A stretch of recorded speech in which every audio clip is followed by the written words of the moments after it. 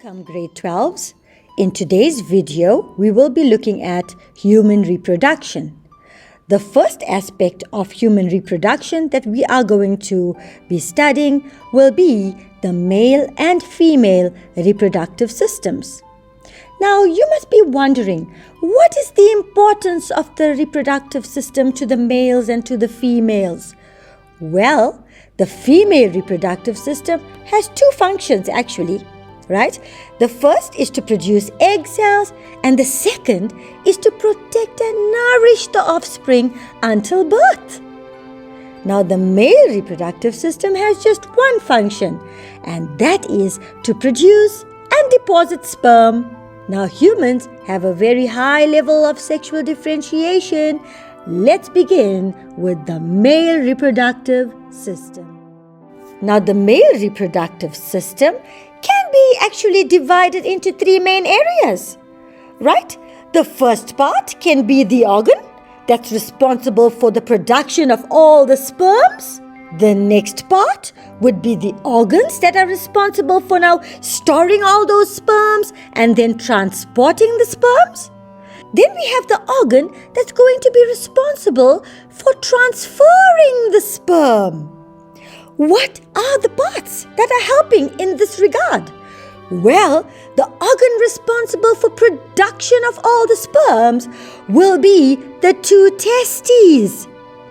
The organs responsible for storing and then transporting the sperm when it's mature enough would be the epididymis, vas deferens, also known as the sperm duct, seminal vesicles, the urethra, prostate and Cowper's gland also play a role in this regard. Then we have the organ whose key purpose will be to transfer the sperms, and that is the penis. Let's move on. What we are looking at now is the side view of the male reproductive system. We are going to begin with the testes.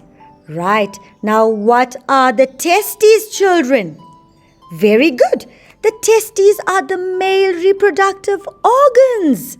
And remember, what did we say?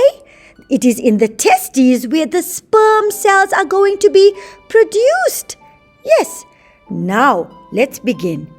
Within the testes, we find the seminiferous tubules. Right. What is it? Yes. It is the seminiferous tubules of the testes that are busy producing the spermatozoa or the sperm. Let's travel into the testes and take a look at the testes cells.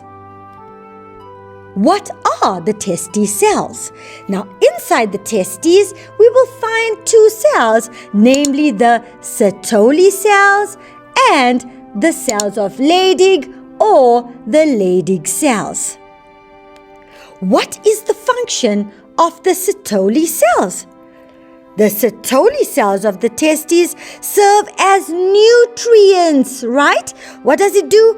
It serves as nutrients for the developing sperm cells or the spermatozoa. What is the function of the Leydig cells? Very good. The cells of Leydig are secreting the male sex hormone. And what is the male sex hormone? Yes, the testosterone. So it is the job of the cells of Leydig to secrete the male sex hormone called testosterone. Why is testosterone important, children? Very good. This testosterone is responsible for the development of the male characteristics.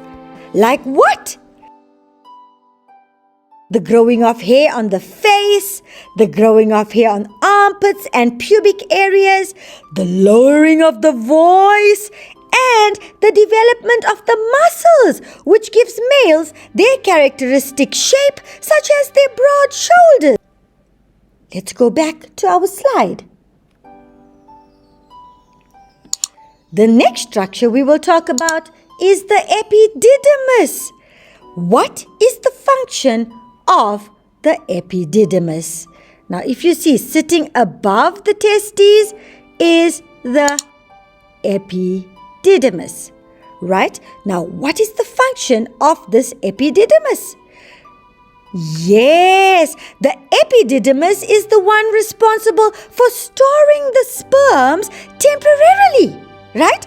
And then later what happens is that the sperms are going to be passed into the vas deferens. Right? So, leading from the epididymis will be the vas deferens or the sperm duct. What will the vas deferens do?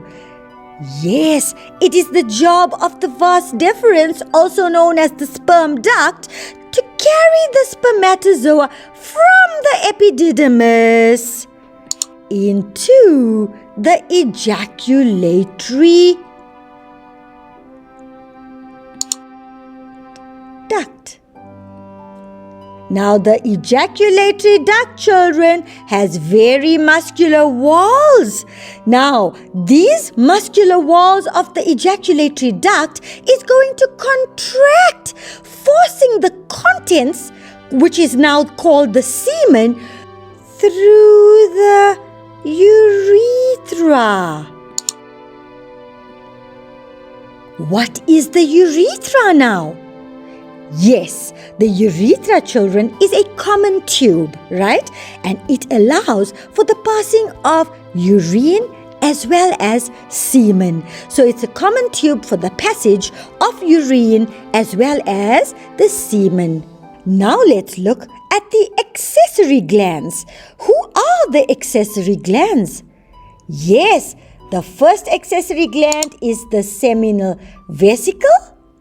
The other is the prostate gland, and the next accessory gland is the bulbourethral gland, also known as the Cowper's gland. What is the function of the seminal vesicle, the prostate gland, and the Cowper's gland?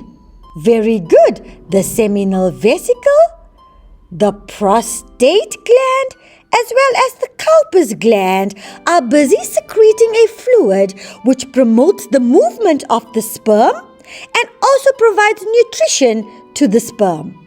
And finally, we get the penis, and the penis is responsible for transferring the sperm from the male to the female.